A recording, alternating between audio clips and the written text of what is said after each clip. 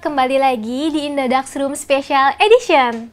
Bersama saya Monik yang akan menemani kalian dalam acara Indodax Room Special Edition Hari Kemerdekaan Republik Indonesia ke-77 tahun. Untuk itu, dirgahayu Republik Indonesia. Semoga Indonesia kita tercinta ini bisa tetap menjadi negara yang tangguh dan kuat ya teman-teman semua. Seperti slogan G20 yaitu Recover Together, Recover Stronger. Dan pastinya semoga rakyat Indonesia semakin mudah untuk mendapat keuntungan. Nah teman-teman semua, kalau teman-teman semua apa nih harapannya untuk Indonesia kita tercinta ini di hari ulang tahunnya yang ke-77 tahun ini? Silahkan teman-teman tulis ya harapannya di kolom chat ya. Wah teman-teman, nggak kerasa banget ya sudah 77 tahun Indonesia kita tercinta ini merdeka. Nah, kalau teman-teman gimana nih? Kalian semua sudah menjadi trader yang merdeka belum? Teman-teman sudah ataupun belum, tetap ikutin terus ya Indodax Room Special Edition karena hari ini, di malam hari ini, live acaranya di Zoom. Teman-teman, kita akan banyak membahas seputar blockchain, trading aset kripto, yang tentunya pembahasannya pasti akan menarik banget. Teman-teman, bagi kalian nanti di penghujung acara kita akan ada hadiah yaitu merchandise dan juga buku Pak Oscar kepada peserta yang beruntung nih. Nah, Indodax Room Special Edition di Kemerdekaan Republik Indonesia ke-77 tahun kali ini kita akan membahas seputar Indodax untuk Indonesia serta perkembangan kripto saat ini. Bagi yang belum tahu, Indodax Room adalah sebuah mini talk show di mana nanti teman-teman bisa bertanya nih secara langsung kepada narasumber yang hadir pada malam hari ini. Dan juga acaranya ini live teman-teman via Zoom dan juga ditayangkan di YouTube ya. Oke teman-teman, sebelumnya Monik mau kasih tahu juga nih kalau misalkan Indodax ini mempunyai akun Telegram resmi yaitu @indodaxroom. Nanti di sana teman-teman bisa tukar dan juga sharing-sharing juga mengenai trading dan aset kripto antar sesama member Indodax. Jadi teman-teman jangan lupa ya untuk join di grup Telegramnya Indodax di @indodaxroom. Monik juga ingin mengingatkan teman-teman semua untuk selalu menjaga dan menerapkan protokol kesehatan ya. So stay safe and stay healthy ya teman-teman. Nah selain itu tentunya Monik juga mau ucapin terima kasih banyak nih kepada teman-teman semua yang sudah menyempatkan waktunya untuk nonton live Zoom pada malam hari ini. Nah teman-teman, sebelum kita mulai acaranya, Monik mau ingetin lagi ya bahwa nanti di penghujung acara kita akan bagi-bagi hadiah paket merchandise Indodax untuk teman-teman yang mengajukan 10 pertanyaan terbaik, yang di dalamnya juga terdapat kartu e-money Indodax Room Limited Edition. Selain itu juga akan ada buku dari Pak Oscar. Ini berjudul Apakah Bitcoin Standar Uang Masa Depan? Gimana teman-teman? Menarik banget kan? Oke teman-teman, untuk itu stay tune terus ya di acara Indodax Room pada malam hari ini.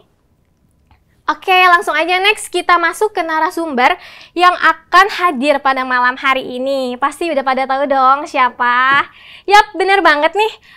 Kita akan kedatangan kembali narasumber spesial di Indodax Room Special Edition pada malam hari ini, yaitu Bapak kita semua di Indodax, yaitu adalah Bapak Oscar selaku CEO dari Indodax. Malam ini Pak Oscar akan sharing nih teman-teman seputar Indodax untuk Indonesia. Gimana? Teman-teman pasti penasaran kan?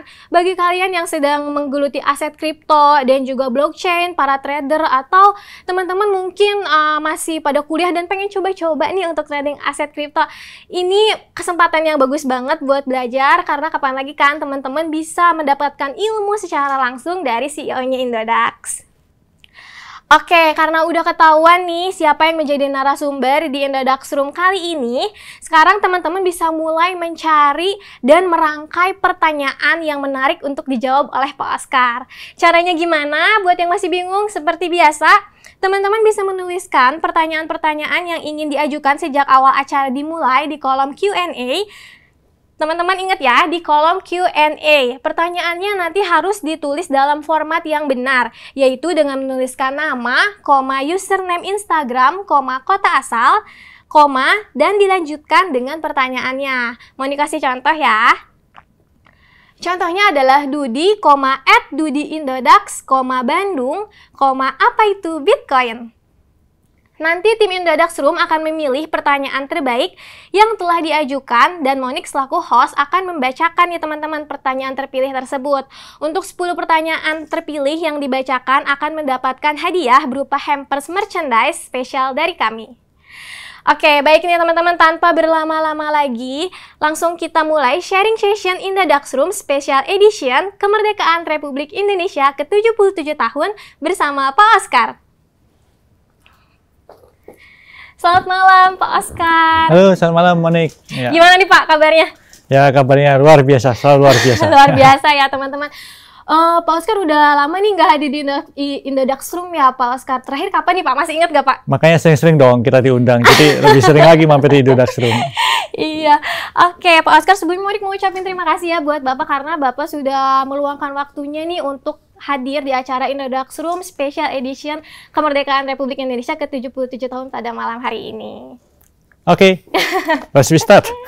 Oke, nah Pak Oscar, sebelum nanti, mungkin teman-teman udah pada nggak sabar nih kan, banyak yang mau bertanya sama Pak Oscar. Nah sebelum teman-teman bertanya, Monik ada beberapa pertanyaan dulu nih yang harus dijawab oleh Pak Oscar ya. Mungkin juga bisa menambah pengetahuan untuk teman-teman nanti yang ada di rumah yang nonton acara live Zoom pada malam hari ini.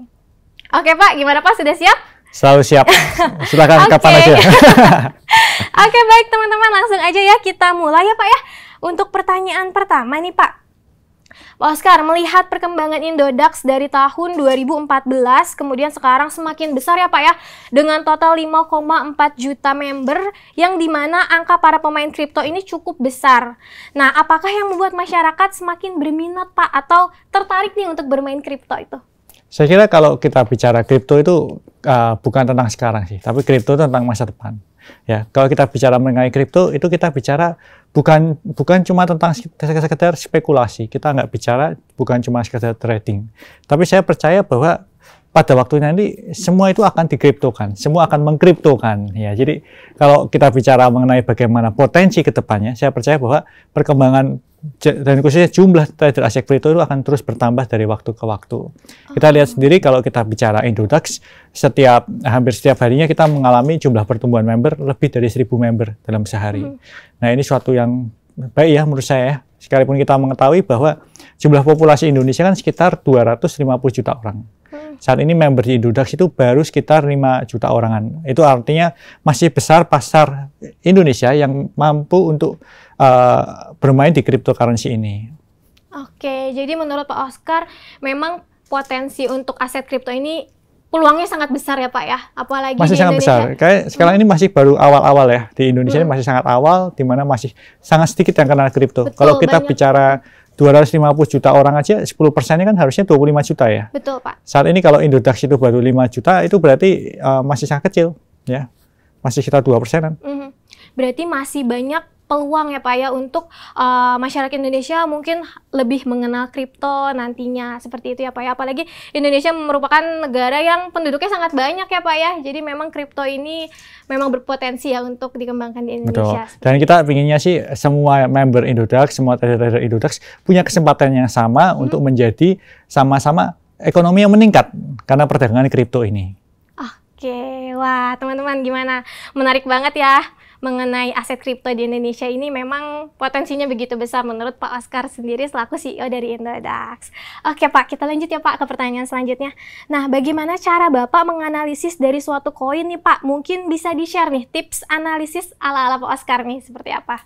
Saya kira kalau kita bicara mengenai koin ya, koin itu kan bisa dibagi jadi dibagi jadi 3. Koin yang populer, koin yang bagus secara teknikal, dan koin yang secara market cap sudah mature atau belum. Ya, jadi kalau kita bicara mengenai koin yang populer, kita bisa melihat bagaimana perkembangan komunitasnya. Kita bisa melihat bagaimana perkembangannya di internet, di sosial media. Apakah pertumbuhan koin itu dari waktu ke waktu secara komunitasnya bisa kelihatan terus bertumbuh atau enggak. Nah, kalau kita bicara mengenai koin itu bagus atau enggak bagusnya, kita bisa melihat dari secara teknikalnya. Apakah koin itu cuma sekedar koin yang mengcopy existing koin? Ya, kan sekarang banyak nih tiruan-tiruannya Bitcoin, tiruan-tiruannya Ethereum, bahkan sekarang sudah muncul Solana, ada tiruannya Solana. Kita bicara contohnya ada koin-koin lain, misalnya koin let's say yang kemarin sempat hype tapi kemudian turun lagi, Dogecoin muncul juga tiruannya Dogecoin. Ya, kita bisa lihat secara teknikalnya koin yang muncul itu koin yang berkualitas atau enggak. Ya. Terus yang ketiga, kalau kita bicara market cap-nya sudah mature atau belum, kita lihat dari pertumbuhannya. Ya, apakah market cap-nya itu perkembangannya di situ-situ aja, ataukah secara pertumbuhannya dia terus bertumbuh. Ya. Nah, dari lihat 3 hal ini kita bisa lihat bagaimana koin atau project blockchain yang sedang kita pelajari. Kalau memang project itu project yang bagus, project yang ideal adalah project yang komunitasnya terus berkembang dan secara tech itu mempunyai tech yang cukup mature. Ya. Yang ketiga, secara market cap juga cukup bagus. Kalau project memiliki ketiganya, biasanya nilai project ini akan sangat luar biasa. Tapi kalau kita lihat yang perkembangan belakangan ini, nggak banyak project yang mampu melakukan ketiganya. Bahkan kalau kita bicara mengenai Bitcoin ya, Bitcoin itu koin yang secara komunitas terus berkembang, tapi secara tech nggak terlalu. Ya. Terus kemudian kalau secara market cap, Bitcoin memang nggak bisa dibantah ya. Tapi dia masih memenuhi 2 dari 3. Nah, yang agak menarik itu Ethereum. Kalau Ethereum kita bisa melihat dia memenuhi ketiganya. Nah, tapi kalau kita bicara token-token yang, khususnya token-token lokal ya. Token-token lokal kebanyakan beberapa dari mereka kadang malah cuma populer aja, atau malah cuma tech yang bagus aja, tapi nggak bisa keduanya. Karena project-nya kurang mature mungkin ya. Nah, tapi kalau apabila ada suatu project yang bisa memenuhi ketiga-tiganya tadi, project ini akan luar biasa menurut saya. Oke, jadi begitu ya teman-teman, semoga menjawab ya atas pertanyaan. Mungkin teman-teman juga di rumah kan masih banyak yang bingung gitu ya, mungkin masih banyak bertanya-tanya mengenai analisis-analisis apa sih sebenarnya yang harus kita ketahui pada saat kita mau menginvestasikan aset kita di kripto. Nah, di kripto itu juga memang banyak ya Pak Oscar ya cara analisisnya, seperti kita menganalisis harus kita banyak-banyak mencari informasi seperti itu. Kita tentunya sih kalau misalnya main aset kripto saya rasa harus banyak baca ya Pak ya, harus ikutin berita, harus update dengan berita-berita mungkin bukan cuma di Indonesia tapi di dunia, seperti itu ya Pak ya. Oke teman-teman, semoga menjawab ya teman-teman. Kita lanjut ya Pak ya ke pertanyaan selanjutnya. Pertanyaan ketiga, melihat tren market yang saat ini dapat kita bilang cenderung turun nih Pak Oscar dibanding tahun 2021. Apakah hal ini berarti market sedang memasuki winter? Dan melihat hal ini, adakah tips dan trik bagi para pemain kripto di Indonesia untuk mengelola aset kriptonya agar bisa tetap untung? Seperti itu. Kalau kita bicara mengenai perkembangan kripto ya, perkembangan kripto itu selalu hampir sebagian besar memfollow pertumbuhan dan pergerakan dari Bitcoin. Nah, pergerakan dari Bitcoin itu kita mengenal adanya yang namanya kurva 4 tahun. Ya. Karena kenapa? Karena secara teknikal Bitcoin setiap 4 tahun dia mengalami halving. Halving pertama kan tahun 2013, halving kedua tahun 2017, yang ketiga kan 2021 kemarin. Yang berikutnya yang akan terjadi tahun 2024. Nah, kalau kita bicara mengenai kurva halving ini ya, biasanya selalu diikuti pada saat halving harganya akan meningkat dengan tajam. Ya, kita bisa lihat tahun 2013 Bitcoin pertama kali menyentuh harga 15 juta. Tahun 2017, Bitcoin pertama kali menyentuh 250 juta. Tahun 2021 kemarin, Bitcoin pertama kali menyentuh 850 juta. Nah, kalau kita lihat bagaimana pergerakan halving, kalau kita lihat di chart 1 tahun setelah halving, itu selalu terjadi masa koreksi. Koreksinya terjadi dari level 60% hingga 80%. Ya, kita bisa melihat bagaimana dari harga 15 juta tahun 2013, di tahun 2014-nya Bitcoin turun sampai harga 3 juta. Kemudian di tahun 2018, setelah titik tertingginya 2017, 2018 itu turun sampai harganya menyentuh 35 juta kembali. Ya, kalau kita bicara tahun 2021 kemarin, di mana Bitcoin menyentuh 850 juta, kita bisa melihat sekarang Bitcoin melakukan koreksi sampai 300 jutaan lagi. Nah, ini namanya kita sebut dengan kurva 4 tahun. Nah, kalau kita perhatikan apa yang terjadi di masa lalu dan kita mencoba melihat pattern-nya ini dan kita terapkan yang terjadi di masa depan, saya melihat suatu peluang, suatu potensi di mana tahun 2024 Bitcoin akan mengalami pergerakan yang sangat menarik yang dinantikan oleh banyak trader aset kripto nih. Oke, nah, makanya kalau berangkat dari situ, saya kira mengenai saat sekarang ini saat turun memang sudah wajar. Kenapa? Karena ini adalah masa koreksi setelah tahun 2021 kemarin. Oke, jadi memang Bitcoin itu memiliki halving ya Pak Oscar ya, Betul. 4 tahunan. Jadi kan memang halvingnya sudah lewat nih Pak ya, tahun 2021 kemarin. Jadi bukan hal yang aneh kalau misalkan Bitcoin tahun sekarang mungkin agak turun harganya gitu ya, karena sudah melewati masa halving, seperti itu. Oke, terima kasih Pak Oscar jawabannya. Nah, berarti saat ini apakah waktu yang tepat nih Pak untuk membeli Bitcoin menurut Pak Oscar? Saya kira kalau ditanya kapan saat waktu yang tepat, kalau memang Anda ingin benar-benar tahu kapan saat yang tepat, itu paling tepat kita membeli dengan teknik dollar cost averaging. Jadi membeli Bitcoin jumlah yang tetap dan dalam periode yang tertentu. Jadi misalnya setiap bulan kita beli 1 juta rupiah atau setiap bulan kita beli 2 juta rupiah. Tapi dibeli pada waktu yang sama, jumlah rupiah yang sama, dan periode yang sama. Sehingga pada akhirnya kita akan mendapatkan harga rata-rata Bitcoin yang kita beli. Oke. Nah, kalau kita pakai cara seperti itu, kita akan selalu membeli di saat yang tepat. Tapi kalau ditanya apakah saat sekarang ini saat yang tepat, ya saat sekarang lebih tepat daripada saat kemarin ya. Tapi kita nggak tahu apakah saat sekarang itu lebih tepat dibandingkan besok atau tidak. Karena kalau kita bicara mengenai suatu produk komoditas yang harganya ditentukan oleh demand dan supply, tidak ada orang yang tahu kapan saat yang tepat. Tapi kalau ditanya kapan yang benar-benar saat tepat, ya kapan pun saat yang tepat. Betul, karena memang aset kripto ini kan fluktuatif ya Pak ya, jadi memang kita tidak bisa menentukan kapan waktu yang tepat nih untuk beli, kapan waktu yang tepat untuk menjual, mungkin seperti itu. Jadi saran dari Pak Oscar tadi untuk membeli di masa-masa sekarang itu menggunakan strategi DCA ya Pak ya, dollar cost averaging, atau lebih bahasa singkatnya dicicil seperti itu ya Pak ya, dicicil dengan nominal yang kecil, seperti itu. Nggak selalu nominal kecil, kan setiap orang punya kemampuan masing-masing kan. Jadi kita bisa perkirakan misalnya seperti ini, kita perkirakan portofolio kita misalnya 100% ya. Dari 100% kita tentukan 2% hingga 5% itu portofolio kita tentukan untuk bermain kripto. Ya berarti tinggal dihitung portofolio Anda berapa dikali 5%-nya. Oh, oke. Wah, teman-teman, menarik banget ya pembahasannya. Semoga teman-teman juga bisa menambah pengetahuan ya mengenai strategi-strategi untuk membeli aset kripto. Oke Pak, terima kasih atas jawabannya. Kita lanjut ya Pak ke pertanyaan selanjutnya, pertanyaan keempat. Nah Pak Oscar, saat ini tren perkembangan blockchain seperti DeFi, kemudian juga NFT, Metaverse, dan juga Web3. Nah boleh dijelaskan kembali mengenai hal ini Pak, karena mungkin banyak orang yang masih belum paham nih terkait hal ini, dan bagaimana pandangan Bapak ke depannya untuk teknologi ini? Kalau kita bicara mengenai DeFi ya, atau Decentralized Finance, jadi itu ada suatu produk inovasi yang dikembangkan di blockchain beberapa tahun belakangan ini. Kalau kita bicara Decentralized Finance, itu artinya kita berusaha membuat suatu sistem keuangan yang terdesentralisasi dengan menggunakan base daripada blockchain. Nah, kalau kita sudah bicara DeFi, DeFi sendiri ada berbagai macam ya. DeFi itu ada yang tentang Decentralized Exchange, ada yang tentang Decentralized lending, saving dan lending, dan lain sebagainya. Jadi tergantung DeFi mana yang mau kita bicarakan.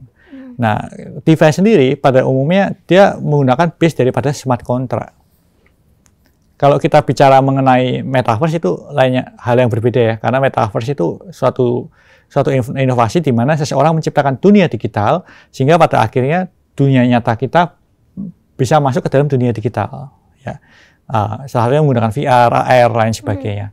Nah, kalau Metaverse sendiri kemudian dibagi jadi dua kan, Metaverse yang tersentral atau Metaverse yang desentral. Metaverse yang tersentral kita bisa lihat bagaimana Facebook saat ini berusaha membuat. Ya, dia membuat teknologi centralized untuk melaunching dunia digital yang akhirnya berkembang di sekeliling ekosistem daripada Facebook atau Meta. Tapi kalau kita bicara mengenai Metaverse yang terdesentralisasi, itu biasanya menggunakan blockchain. Jadi bagaimana dunia maya, dunia digital dibuat dengan berbasiskan daripada blockchain. Jadi koordinatnya, lain sebagainya, kepemilikan tanahnya, semua di base daripada blockchain. Nah, kalau kita bicara mengenai NFT, pada dasar NFT adalah hal yang berbeda lagi. NFT pada dasarnya adalah non-fungible token, di mana ini ada suatu bentuk token di dalam blockchain yang untuk mewakili suatu intellectual property. Intellectual property atau kekayaan intelektual bisa bentuknya macam-macam. Bisa bentuknya gambar, bisa bentuknya tulisan, bisa bentuknya musik, atau bisa suatu kepemilikan lain sebagainya. Nah, kalau kita bicara mengenai NFT, ya, NFT, Metaverse, dan kemudian dari DeFi, apakah tiga-tiganya ini benar-benar terpisah satu dengan yang lain? Ya, kalau dikatakan terpisah satu dengan lain ya enggak juga. Kenapa? Karena kalau kita bicara mengenai teknologi blockchain, pada dasarnya teknologi blockchain adalah teknologi yang digunakan untuk menyatukan berbagai teknologi. Jadi apakah nanti di dalam metaverse itu memungkinkan berjalan adanya DeFi? Ya mungkin aja. Mungkin akan kita bisa bermain di dalam dunia digital metaverse itu, di mana di situ ada suatu bank digitalnya.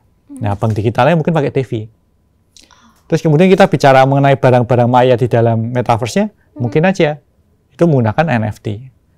Nah, sekarang pertanyaannya, apakah NFT itu kalau berdiri sendiri, DeFi berdiri sendiri, dan metaverse itu berdiri sendiri, berfungsi sebagaimana seharusnya? Bisa ya dan bisa enggak. Kenapa? Karena kalau kita bicara mengenai NFT ya misalnya, NFT gambar itu kan suatu hype ya. Orang rame-rame bikin foto, orang rame-rame bikin lukisan. Tapi apakah berarti lukisan dan gambar itu selalu punya nilai? Enggak juga. Kenapa? Karena masalahnya kalau kita bicara lukisan digital atau bahkan lukisan yang non-digital, suatu nilai itu tercipta pada saat ada orang mau membeli.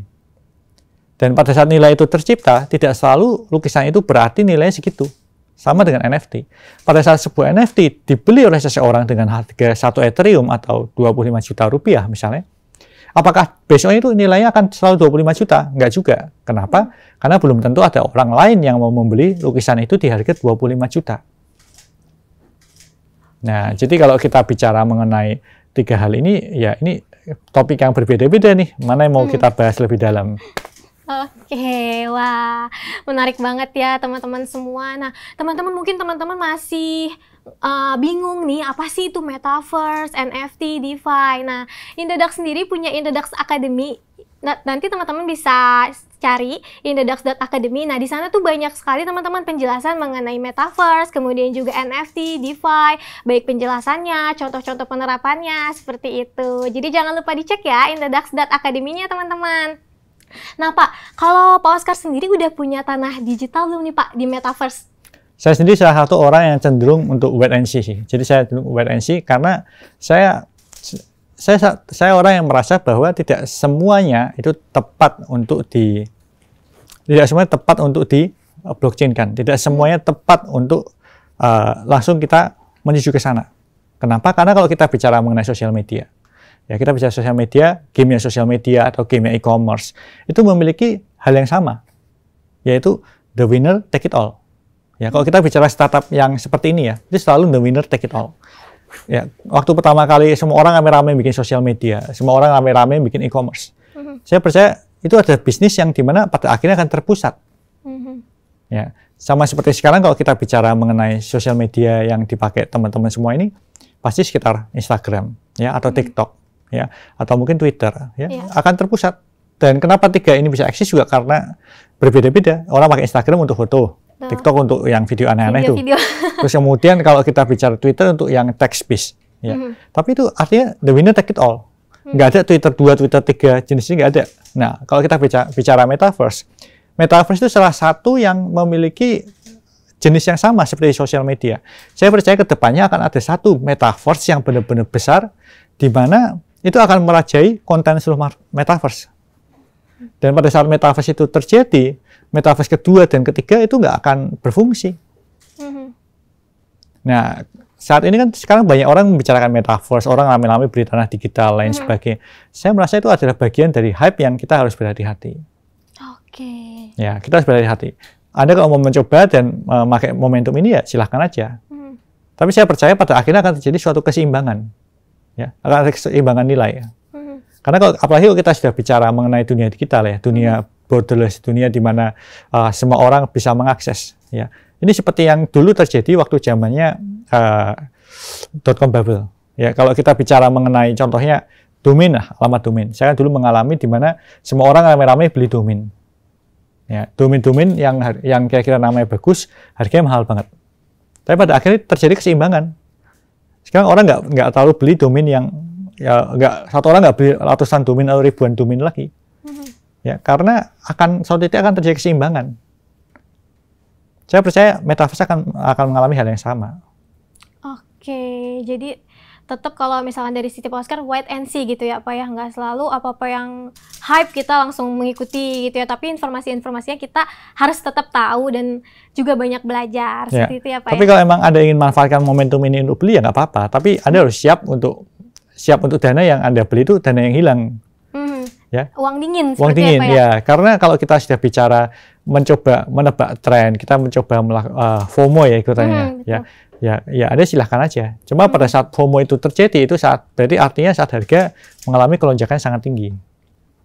Oke, teman-teman gimana nih? Semoga menjawab ya teman-teman. Jawabannya dari Pak Oscar luar biasa sekali. Pak, kita langsung lanjut ya Pak ya ke pertanyaan selanjutnya. Regulasi sektor finansial selalu mempromosikan investor security, information symmetry, dan efisiensi pasar. Sedangkan layanan finansial yang di-provide oleh blockchain company, internet native company, atau kripto bersifat non-kustodial, transparan, real-time, dan memungkinkan likuiditas global. Nah, bagaimana pandangan Bapak menyikapi hal ini? Apakah kripto akan menjadi suatu standar uang masa depan? Kalau kita bicara mengenai kripto sebagai standar uang masa depan, itu kan salah satu yang dilakukan beberapa negara yang menerima kripto sebagai bagian devisa maupun alat pembayarannya. Atau kita juga mengenalnya dengan istilah, contohnya Bitcoin dianggap sebagai safe haven asset class. Ya, atau kita menganggap Bitcoin selalu punya nilai karena ada orang yang membeli dan menjual di saat bersamaan. Ya, hal itu possible aja. Tapi saat ini tantangan terbesar daripada Bitcoin itu saya kira adalah di regulasi, di regulator. Kalau misalnya memang semakin banyak negara yang meng-accept Bitcoin sebagai bagian dari devisa negaranya, saya kira hal itu sangat possible. Tapi apabila pergerakan Bitcoin itu masih dari sisi retail seperti sekarang atau dari segi institusi, itu akan memakan waktu yang cukup lama sebelum benar-benar take off sebagai standar ekonomi global, ekonomi dunia. Karena kalau kita sudah bicara mengenai standarisasi Bitcoin sebagai penyimpan aset kelas yang kemudian dipercaya jadi devisa, dipercaya jadi sebagaimana kita mempercayai mata uang global seperti US dollar atau Singapore dollar atau Hong Kong dollar, itu harus dari sokongan dan dukungan dari regulator. Tanpa ada dukungan dari regulator, itu akan takes longer time. Kenapa? Karena kekuatan retail dan kekuatan institusi itu punya limit yang akan kalah pada saat negara bergerak. Kita bisa lihat waktu kemarin El Salvador menerima Bitcoin sebagai bagian dari devisa, atau kita bisa melihat bagaimana Jepang menerima pembayaran dalam bentuk Bitcoin, ya, itu kan sangat kuat itu, sangat masif, ya. Arus uang yang masuk ke Bitcoin sangat besar. Nah, sekarang pertanyaannya apakah negara-negara lain akan mencoba mengikuti atau enggak? Dan saya percaya saat ini negara-negara lain sedang memantau situasi di El Salvador. Setelah mereka menerima Bitcoin kemarin, apakah situasinya membaik atau memburuk? Karena di Jepang sendiri juga sudah meluncurkan ATM Bitcoin ya Pak ya? Iya, kalau kita bicara ATM Bitcoin kan tren yang cukup lama ya. Jadi kita sempat di Indonesia sendiri sempat ada ATM Bitcoin di tahun 2016-17 silam. Kita kan salah satu inisiatornya. Ya, tapi kemudian ATM Bitcoin ini salah satu yang mengalami tantangan secara regulasi juga. Ya, jadi karena kalau kita sudah bicara ATM Bitcoin, itu cuma seperti kita menjalankan sebuah vending machine, kita cuma seperti menjalankan sebuah box fisik di mana itu melakukan membantu orang untuk membeli, membantu orang untuk menjual Bitcoin, membantu orang untuk mentransfer Bitcoinnya ke tempat lain. Tapi sebenarnya kalau kita bicara idealisme daripada Bitcoin, box itu nggak terlalu berfungsi. Kenapa? Karena semua fungsi itu bisa digantikan dengan internet. Ya, dan ATM Bitcoin sendiri namanya terlalu seksi buat regulator. Jadi ini akan ada tantangannya sendiri. Di Indonesia sendiri saat ini sudah nggak ada ATM Bitcoin setahu saya. Karena ada tantangan daripada regulator selaku yang meregulasi pertumbuhan daripada ATM di Indonesia. Oke, teman-teman semoga menjawab juga ya jawaban dari Pak Oscar atas pertanyaan dari Monik. Terima kasih Pak Oscar atas jawabannya. Nah Pak, kita lanjut ya Pak ya ke pertanyaan berikutnya nih. Pak Oscar, banyak nih yang bertanya kan ke kita, bagaimana sih Pak keamanan atas likuiditas dari Indodax itu sendiri, karena saat ini banyak berita exchange lain atau perusahaan lain sedang terganggu likuiditasnya. Gitu, Pak. Silakan Pak. Kalau kita bicara mengenai Indodax ya, Indodax itu punya satu hal yang agak berbeda dengan kompetitor Indodax saat ini. Yang pertama adalah Indodax itu ada dari tahun 2014. Atau bahkan kita tuh ada dari tahun 2013. Di mana itu sebelum masa halving tahun 2013. Nah, kalau kita bicara mengenai Indodax di tahun 2013 hingga sekarang, kita itu mempunyai prinsip di mana semua kripto yang dipercayakan pada kita maupun rupiah yang dipercayakan kepada kita itu semua kita put di as company, kita nggak put di third party. Ya, ini satu hal yang membedakan kita dengan banyak crypto exchange lainnya. Kita percaya bahwa bisnis kita itu murni mempertemukan pembeli dan penjual. Dan kita harus bertanggung jawab atas titipan daripada aset kripto maupun rupiah yang mereka berikan. Untuk kemudian dipertemukan dan kemudian transaksi jual beli bisa terjadi. Makanya kalau kita bicara setelah bisnis Indodax, kita cukup konvensional. Kita benar-benar cuma memungut fee beli dan fee jual.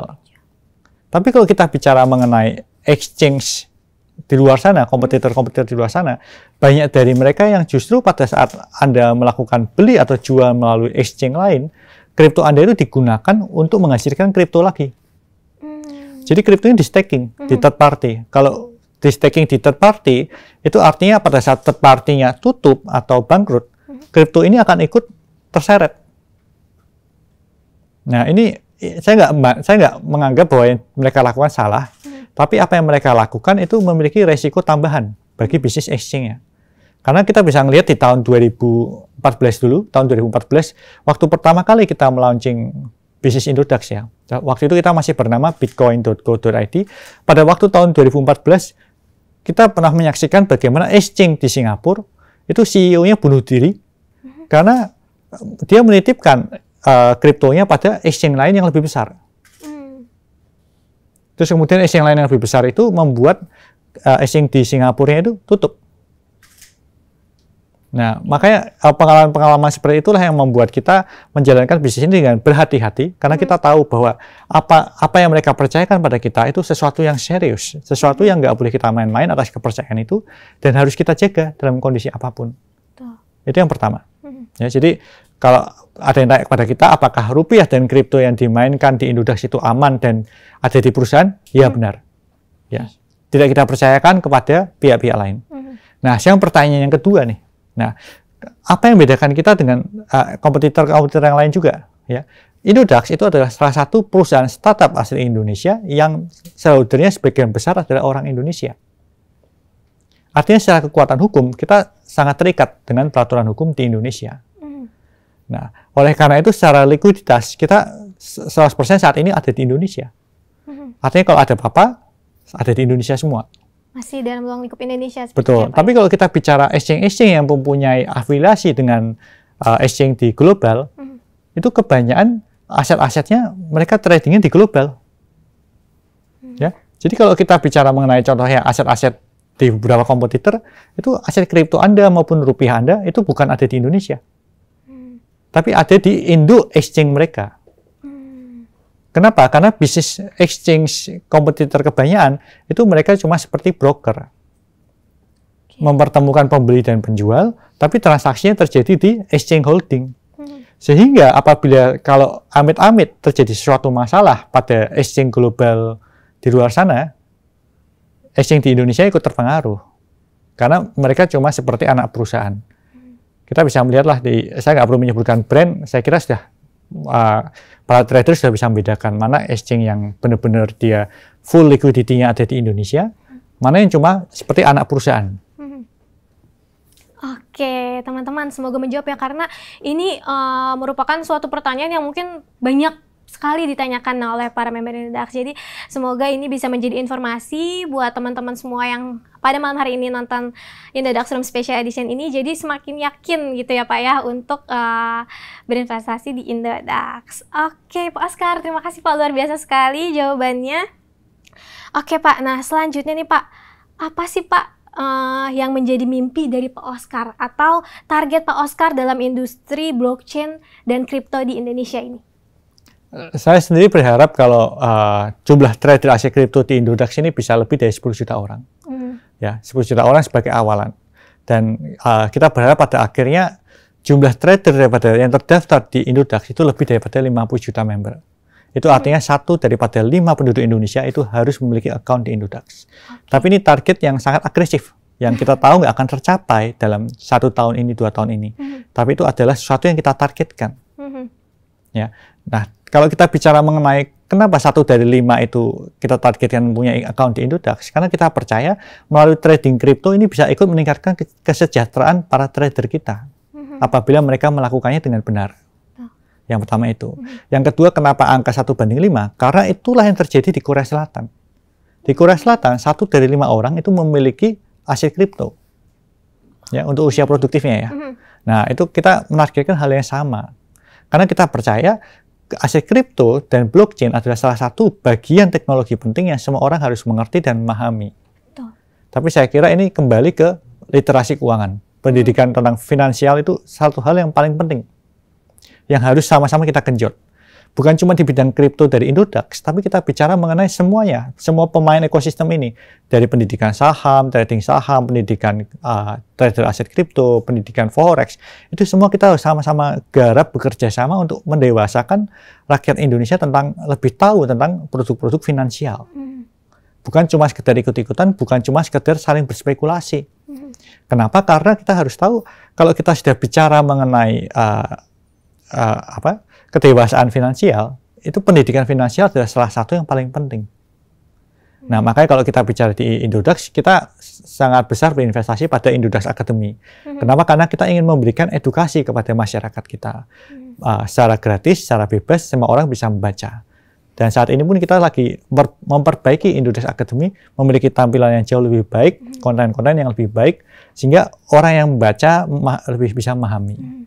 Oke, jadi Pak Oscar sendiri harapannya jadi orang Indonesia itu lebih banyak tahu ya Pak ya, bukan hanya sekedar tahu tapi juga memahami tentang aset kripto itu apa sih, seperti itu teman-teman. Oke Pak, lanjut nih Pak ke pertanyaan selanjutnya. Negara El Salvador punya nih Bitcoin City. Nah, apakah Bapak setuju kalau Bali bisa dijadikan kota kripto karena banyak proyek dan event kripto internasional di Bali nih Pak? Itu cerita mimpi kita dulu ya. Kita tahun 2015 itu pernah berusaha membuat Bali menjadi Bitcoin Island. Makanya kan itu juga salah satu alasan kenapa Indodax itu punya kantor di Bali. Ya, kita salah satu yang paling awal punya kantor di Bali.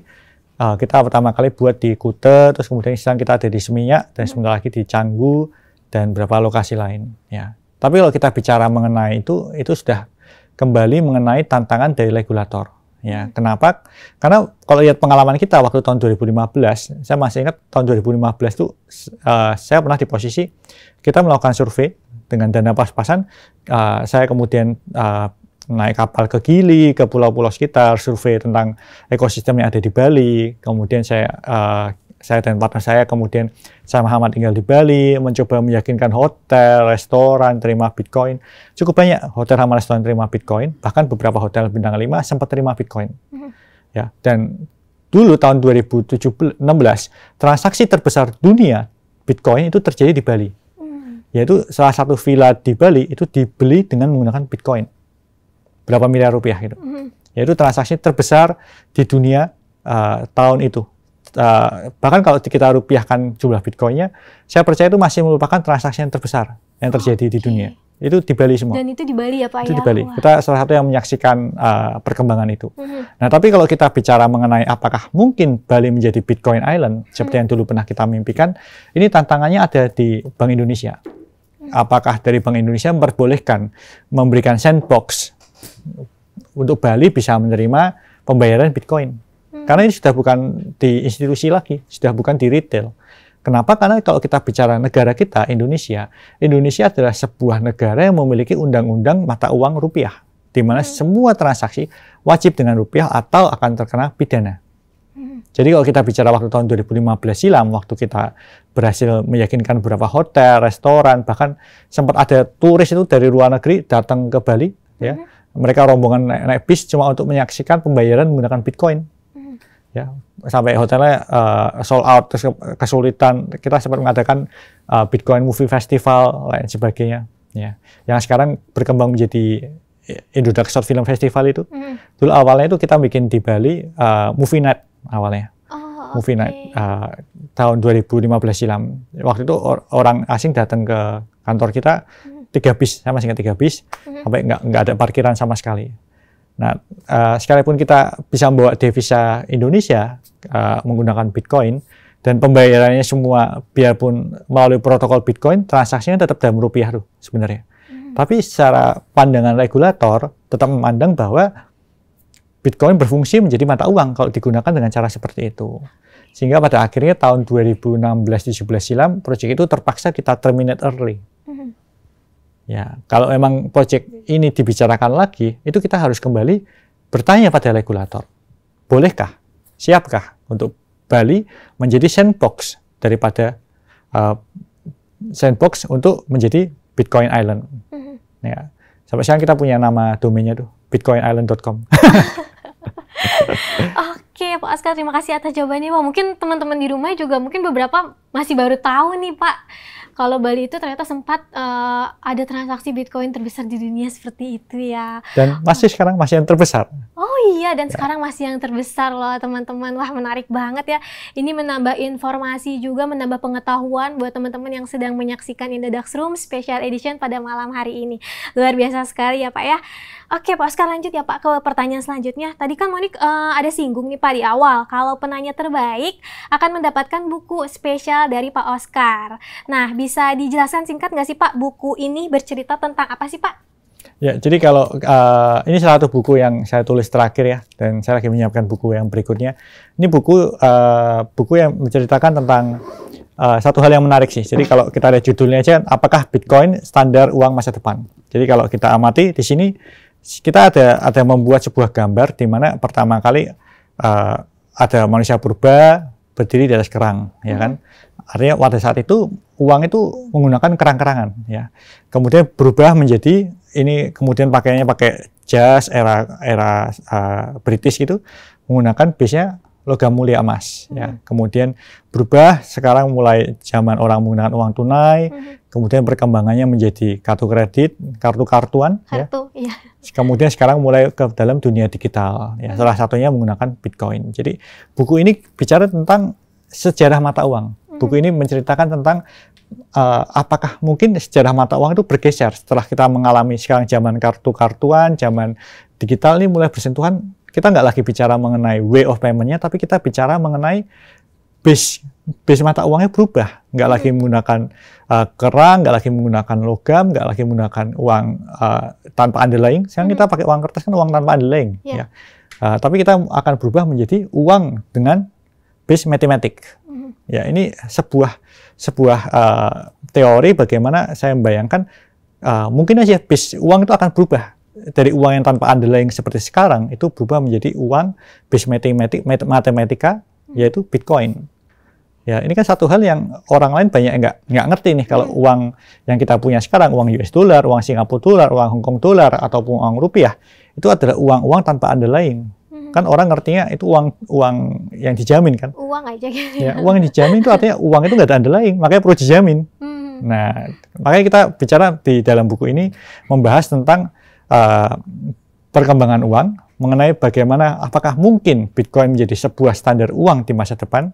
Dan yang terakhir tentunya ini juga membahas tentang bagaimana cara perdagangan kripto, bagaimana cara perdagangan Bitcoin dan lain sebagainya.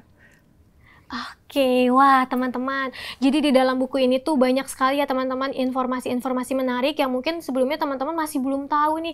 Jadi memang perkembangan teknologi itu bukan hanya dari internet, tapi juga sekarang sudah ke sistem pembayaran, sistem mata uang, seperti itu ya Pak Oskar ya. Nah buat teman-teman nih yang tertarik untuk beli buku dari Pak Oskar ini, teman-teman bisa kunjungi official websitenya, official tokonya Indodax di Tokopedia yang ada centang ungunya ya teman-teman. Oke Pak, kita lanjut nih ya Pak ya ke pertanyaan terakhir nih Pak Oskar. Kira-kira ada nggak sih Pak kisi-kisi yang akan Indodax lakukan di masa depan atau mungkin Pak Oskar lakukan untuk Indonesia nih Pak? Yang terakhir, yang sebelumnya ini belakangan kita sudah lakukan kan, kita membantu untuk pemerintah untuk menciptakan peraturan tentang pajak kripto ya. Jadi mungkin teman-teman di sini banyak yang nggak tahu kalau Indodax itu salah satu kemarin ya, saya dan tim Indodax semua salah satu yang membantu untuk mewujudkan adanya pajak final atas kripto. Ya, pajak final atas kripto itu satu hal yang menarik nih. Kenapa? Karena kalau kita bicara sebelum eranya pajak PMK 68 keluar, sebelum eranya pajak final kripto itu ada. Kalau orang trading kripto dan dia dapat keuntungan, itu pajaknya bisa 20% sampai 35%. Itu besar banget. Jadi kalau Anda untung 1 juta rupiah dari kripto, pajak Anda bisa 300.000. Anda untung 100 juta, pajak Anda itu 30 juta. Besar banget. Nah, kemudian makanya kita meminta pemerintah dan kemudian kita menjelaskan kepada pemerintah dan bersama dengan asosiasi juga, Asosiasi Blockchain Indonesia, akhirnya dibantu oleh Kadin tentunya, akhirnya berhasil pemerintah mengerti dan memahami pola transaksi yang seperti ini. Sekarang ada namanya pajak kripto kan, dimana kalau orang melakukan jual atau beli atas kripto, pajaknya cuma berkisar 0,21%, dan itu final. Jadi mau Anda untung 10 juta, untung 100 juta, atau untung 1 miliar, pajaknya tetap cuma 0,21%. Nah, itu salah satu yang kita lakukan untuk Indonesia. Dan kemarin kita bisa melihat bagaimana Indodax salah satu penyetor pajak terbesar di Indonesia. Kita membayar dalam beberapa bulan terakhir aja sudah lebih dari 60 miliar rupiah ya, yang pajak yang sudah kita bayarkan kepada pemerintah. Belum kalau kita ngitung pajak yang kita bayarkan di tahun lalu. Pajak yang tahun lalu kita bayarkan lebih dari 100 miliar rupiah. Jadi harapan kita adalah startup kripto itu ikut membangun pembangunan di Indonesia. Ya, itu satu hal yang kita lakukan kemarin untuk Indonesia. Nah, sekarang pertanyaannya apa yang kita lakukan berikutnya? Nah, yang kita lakukan berikutnya, kita ingin memberikan suatu backbone yang jauh lebih kuat, backbone yang jauh lebih terpercaya. Ya, oleh karena itu saat ini Indodax sedang memperbarui seluruh sistem kita. Kita makanya kemarin sampai hari ini kita kadang-kadang sering melakukan maintenance. Sering melakukan maintenance dengan tujuan untuk memperbaiki dan mengevaluasi dan menempel sistem-sistem yang lama kita. Dan pada akhirnya harapan kita dalam kuartal ini kita bisa meng-upkan sistem yang baru sehingga perdagangan kripto itu per detiknya bisa ribuan transaksi tanpa maintenance setelah itu. Tanpa maintenance. Ya, saat ini kita lakukan maintenance itu untuk mengupgrade sistemnya secara perlahan-lahan. Ya. Dan kita sudah sangat dekat waktunya, sebentar lagi sistem yang baru akan up, transaksi di Indonesia backbone-nya akan jauh lebih kuat. Kita menargetkan transaksi kripto di Indodax itu nanti ke depannya bisa sama kuatnya atau bahkan lebih kuat daripada transaksi bursa efek di Indonesia. Kenapa? Karena kita percaya ada potensi di mana trader masyarakat di Indonesia akan trading kripto lebih besar daripada sekarang. Makanya kita dari Indodax kita ingin memperbarui sistem kita ingin segera meng-up sistem yang baru, tapi tentunya dengan berhati-hati.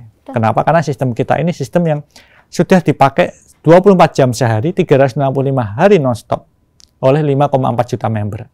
Jadi ini bukan seperti memperbarui ya, website gitu ya. Tapi ini kita harus memastikan semuanya berjalan dengan baik, semuanya stabil, dana member terlindungi, dan sejauh ini perkembangannya kita bisa melihat sesuai dengan timeline kita.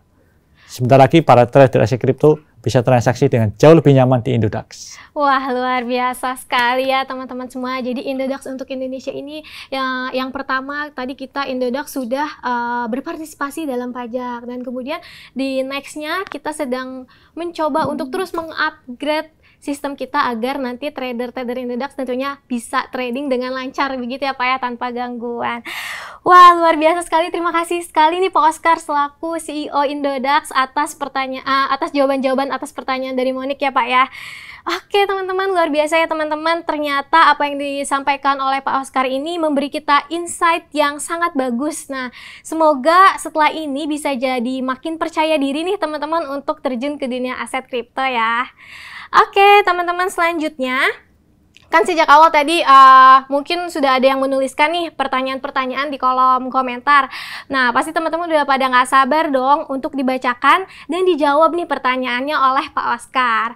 Yuk teman-teman yang punya pertanyaan bagus, mungkin masih belum sempat tadi untuk mengetik di kolom Q&A, boleh sekarang silahkan diajukan pertanyaannya. Dengan menggunakan format ya teman-teman. Formatnya itu adalah nama, username Instagram, kota asal, pertanyaannya. Silakan teman-teman. Kita mulai ya.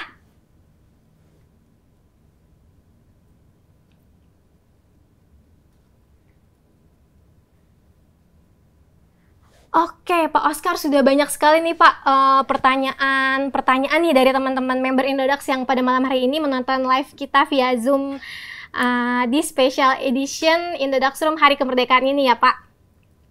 Langsung aja nih Pak, Monique bacakan ya Pak ya untuk penanya pertama nih dari Johannes Regar. dari Tanjung Pinang. Oke, tahun 2021 NFT, Web3, dan game kripto merupakan hal yang sangat menarik perhatian dan berhasil membuat pump besar. Untuk tahun 2022, melihat dunia mulai melirik isu lingkungan hidup, apakah koin-koin berbasis eco, green emission, dan sejenisnya bisa membawa perubahan juga? Bagaimana menurut Pak Oscar? Terima kasih. Mungkin salah satu isu yang paling menarik dan berpotensi buat negara kita itu kan kalau kita bicara mengenai karbon ya. Yang kita bisa melihat beberapa koin itu sekarang mulai bergerak mentokenisasi karbon. Jadi kalau kita bicara mengenai perdagangan karbon, itu Indonesia punya potensi yang sangat besar karena kita itu salah satu negara yang penghasil oksigen cukup besar. Ya, jadi kalau kita sudah bicara mengenai perdagangan karbon, Indonesia punya devisa yang sangat besar potensinya. Nah, kalau memang akhirnya token-token itu ada yang bersentuhan dengan karbon, ya mungkin aja pergerakannya akan sangat menarik. Ya, karena kalau kita sudah bicara mengenai arah centralized finance kan semua juga sudah mulai membicarakan ke arah green ya. Semua membicarakan masalah kepedulian lingkungan. Tapi tantangannya sendiri sekarang kalau kita bicara token-token yang berbasiskan lingkungan, token-token yang berbasiskan karbon, apakah di belakangnya ada institusi yang mensupport atau tidak? Karena kalau kita bicara mengenai Web3, kita bicara mengenai game, kita bicara mengenai DeFi kemarin, itu rata-rata yang menggoreng token-token itu yang menjamin demand daripada token-token itu ada institusi. Sedangkan kalau kita bicara mengenai karbon, itu memang seksi secara isu, seksi secara lingkungan, tapi mungkin secara institusi belum terlalu menarik gitu. Karena kalau kita bicara mengenai karbon, dia ada tantangan sedikit mengenai masalah standarisasi karbon. Ya, karbon jenisnya banyak, ya potensinya besar. Tapi sehingga sekarang beberapa perusahaan yang tertarik di bidang karbon, yang centralized pun baru ada 1 atau 2 yang benar-benar standarisasinya sesuai gitu. Kalau kita sudah bicara mengenai desentralisasi, kita bicara mengenai tokenisasi, belum banyak token yang benar-benar bisa take off di bidang ini. Tapi possible aja, apalagi kalau didukung dengan isu perdagangan karbon ini kan mulai digalakkan di Eropa ya. Semua negara-negara barat itu mulai tertarik untuk membeli karbon, khususnya dari Indonesia. Ya, possible, sangat possible. Tapi apakah bisa take off tahun ini? Kita belum tahu. Ya, karena token kripto yang bergerak di karbon masih sedikit. Saya ada ketemu beberapa token yang bergerak di karbon cukup menarik. Cuma mereka punya tantangan sendiri yang lagi mereka berusaha untuk resolve. Jadi memang token yang berupa karbon ini masih sangat sedikit begitu ya Pak ya? Yeah. Oke, tapi memang possible seperti itu ya. Oke, semoga menjawab ya Kak Johannes di Tanjung Pinang. Lanjut nih Pak, dari Irenius Dennis William @idw.88 dari Tangerang. Menurut Pak Oscar, fundamental dan teknikal yang lebih penting mana ya di kala market yang sedang bearish seperti ini agar saya sebagai investor bisa selalu cuan? Terima kasih. Kalau kita bicara pada saat bearish seperti ini ya, sebenarnya saat bearish ini saat yang menarik untuk kita melakukan pada saat sideways trading seperti ini ya, kita melakukan namanya kita melihat pergerakannya aja. Dalam satu minggu itu biasanya token akan bergerak sideways, benar-benar sideways. Jadi dia ada garis resisten sama garis support. Ya. Kalau kita bisa selalu bergerak memanfaatkan momentum itu untuk membeli di saat dia menyentuh garis bawahnya, kemudian menjual di saat titik harga tinggi ini ya itu ada banyak kesempatan untuk mendapatkan keuntungan. Tapi keuntungannya tipis-tipis itu, benar-benar tipis-tipis. Nah, tapi kalau ditanya apakah technical atau fundamental pada saat bearish seperti sekarang, saya memilih fundamental. Kenapa? Karena kalau kita bicara fundamental, itu kita bicara waktu yang lebih panjang. Tapi kalau kita bicara technical, itu waktunya lebih pendek. Ya, mungkin technical itu akan jauh lebih cocok pada saat terjadi pergerakan harga yang lebih liar. Tapi kalau pada saat harga sideways seperti sekarang, fundamental akan lebih tepat digunakan. Kenapa? Karena kita akan bicara mengenai potensi dalam waktu berapa bulan ke depan. Ya, sedangkan technical itu masanya lebih pendek untuk kita memprediksi harga. Oke, jadi semoga menjawab ya Kak Irenius. Jadi Pak Oscar lebih memilih untuk analisis fundamental gitu ya kalau dari segi Pak Oskar. Nah, buat teman-teman yang lagi nonton mungkin masih ada yang bingung nih tentang apa sih analisis fundamental atau analisis teknikal. Nah, teman-teman bisa juga nih cari tahu di indodax.academy mengenai apa sih itu analisis fundamental dan analisis teknikal. Oke, Pak Oskar, kita langsung lanjut ya Pak ke pertanyaan selanjutnya dari Halim @halimvirgo dari Medan. Bagaimana pandangan Pak Oskar tentang Bitcoin dominance yang sudah menurun hingga 40%? Apakah ini merupakan sentimen bahwa dalam waktu dekat ETH akan menggeser dominasi BTC dengan model the merge? Ya, itu satu yang saya tunggu-tunggu sih, terus terang. Karena kalau kita bicara mengenai dominansi daripada Bitcoin ya, Bitcoin ini selama beberapa tahun ini nih dominansinya lebih dari 50%. Tapi baru sekarang ini kan akhirnya Ethereum mulai picking up dan Bitcoin mulai makin jatuh ya. Dimana akhirnya dominansi daripada Bitcoin mulai tergeser oleh Ethereum.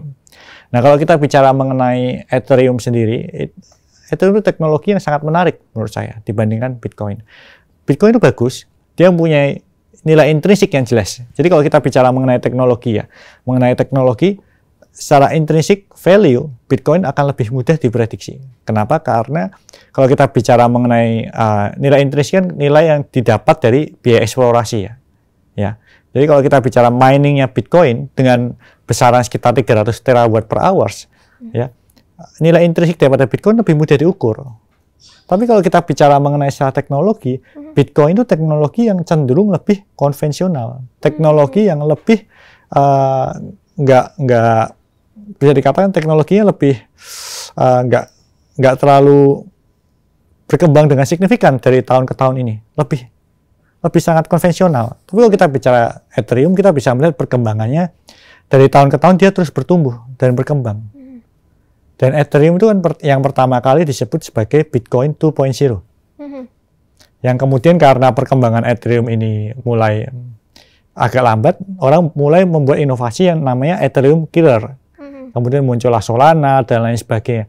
Tapi dari namanya pun kelihatan, orang nyebutnya Ethereum Killer, bukan Bitcoin Killer. Ya. Itu artinya mereka berusaha menyaingi Ethereum. Ya. Dan Ethereum itu dibuat dulu dengan nama Bitcoin 2.0. Artinya itu ada suatu pergeseran di dunia kripto yang sebelumnya menganggap Bitcoin sebagai the king, sekarang mulai beralih ke the prince, Ethereum. Tapi apakah ini akan terjadi atau enggak, ini kita nggak tahu nih. Kenapa? Karena secara kekuatan mining, Bitcoin jauh lebih besar dibandingkan Ethereum saat ini. Tapi ini sangat menarik untuk kita lihat bagaimana pergerakan Bitcoin dan Ethereum dalam 1-2 tahun ke depan. Jadi memang Ethereum ini pergerakannya memang selalu menaik gitu ya Pak ya? Selalu bagus seperti itu. Tapi kalau misalkan dari segi mining itu lebih baik Bitcoin seperti itu ya Pak ya? Yes and no. Kenapa? Karena yang pertama Ethereum nggak selalu naik. Ya, karena kalau kita bicara mengenai Ethereum itu supply-nya sangat besar. Dan sayangnya supply daripada Ethereum itu terpusat kepada Ethereum Foundation. Jadi kalau kita bicara secara mining, sebenarnya secara netralitas mining Bitcoin lebih bagus. Kenapa? Karena jumlah minernya lebih banyak dan lebih merata gitu. Jadi nggak ada yang terpusat yang mengendalikan mining daripada Bitcoin. Sedangkan kalau kita bicara Ethereum dengan konsepnya berubah menjadi POS, akhirnya yang punya Ethereum yang terpusat ke beberapa sekelompok orang itu, dia akan menguasai supply daripada Ethereum. Karena konsepnya akan berubah jadi POS. Oke, terima kasih Pak Oskar. Untuk Kak Halim di Medan, semoga menjawab ya jawabannya dari Pak Oskar. Oke Pak, kita lanjut ya Pak ya ke pertanyaan berikutnya. Ini dari Irfan @Vanwinata dari Binjai. Dirgahayu Indonesiaku, selamat malam Pak Oskar. Mau nanya bagaimana pendapat Pak Oskar tentang banyaknya koin atau token lokal yang baru-baru ini resmi terdaftar di Bapepti. Pertanda semakin melek kriptokah masyarakat Indonesia?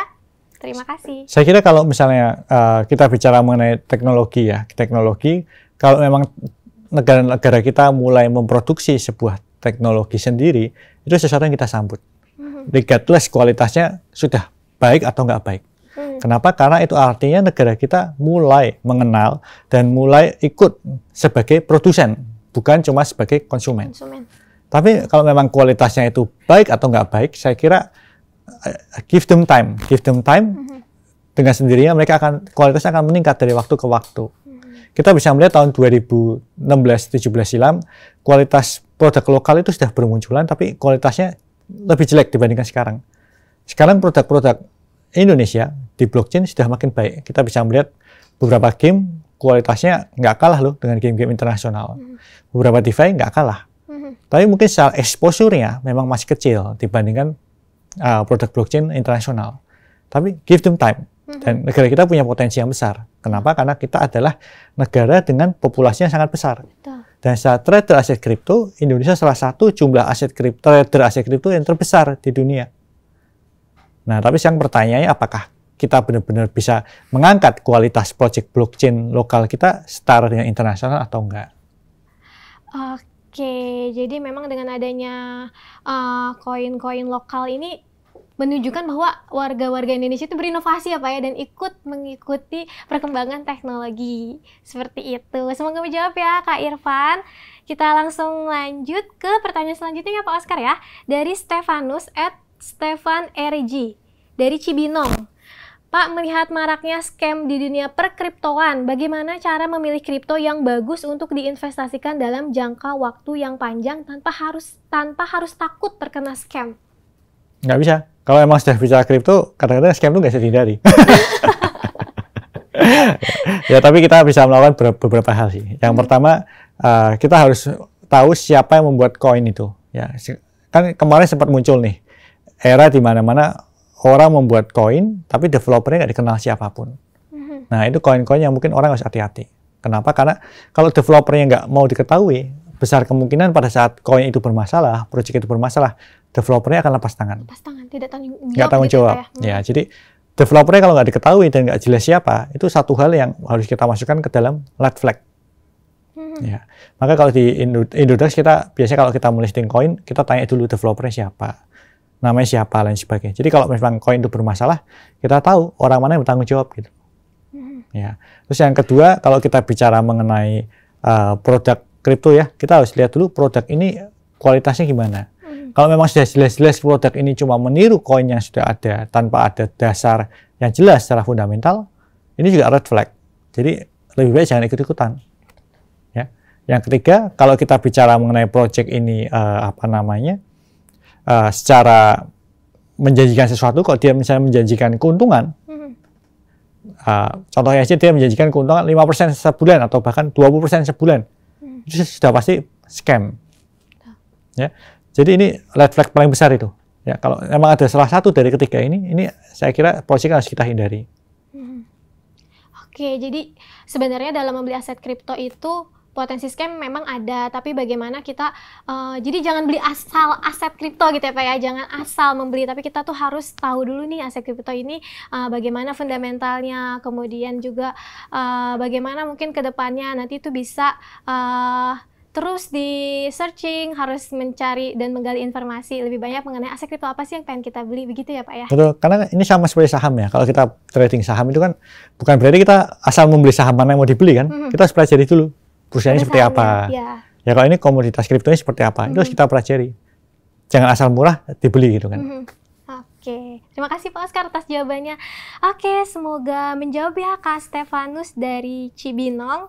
Oke, kita lanjut ya Pak ke pertanyaan selanjutnya. Ini dari Fauzan @FauzanFM dari Palangkaraya. Bagaimana cara meyakinkan anak milenial sekarang agar berani trading kripto, mengingat minimnya angka investor milenial di kripto? Kalau kita bicara mengenai angka milenial di kripto itu malah sebenarnya secara statistik nggak seperti yang ditanyakan sih. Karena kalau kita lihat statistiknya di Indodax sendiri, 60% daripada trader seluruh aset kripto yang terdaftar di Indonesia, di Indodax, 5,4 juta member, itu 60%-nya di bawah umur 30 tahun. Ya, padahal kalau kita bicara orang yang bisa trading di Indodax, itu cuma orang-orang yang sudah berumur 18 tahun ke atas. Ya, itu artinya umur 18 sampai umur 30 itu lebih dari 50% seluruh trader aset kripto yang ada di Indonesia. Itu adalah orang-orang usianya masih muda di bawah 30 tahun. Nah, lalu kalau ditanya berapa orang yang di bawah, berapa persen yang di bawah 25 tahun, itu mendekati 50%. Jadi kalau ditanya siapa market terbesar pasar kripto saat ini, ya orang-orang milenial. Oke, jadi nggak tepat juga, nggak cepat pertanyaan itu. Karena secara kenyataannya para milenial ini orang-orang yang tertarik dengan trading aset kripto. Malah sekarang istilahnya kalau nggak trading aset kripto nggak keren gitu. Nggak keren. Jadi memang anak-anak muda nih Pak ya yang sangat tertarik dan sangat besar rasa ingin tahunya mengenai aset kripto ini. Ya. Mau trading apa lagi yang dalam sehari bisa naik 100% dan dalam sehari bisa turun 50%. Oke, Kak Fauzan semoga menjawab ya Kak ya atas pertanyaannya. Oke, lanjut ya Pak ya ke pertanyaan berikutnya dari Endo@Cendo8099 dari Medan. Apa fungsi Bitcoin dan altcoin dalam kehidupan sehari-hari? Terima kasih. Ini seperti kita tanya apa sih fungsi emas, apa fungsi perak dan sebagainya. Fungsi paling besar daripada emas itu sebagai safe haven asset. Jadi fungsi terbesar Bitcoin ya sebagai safe haven asset.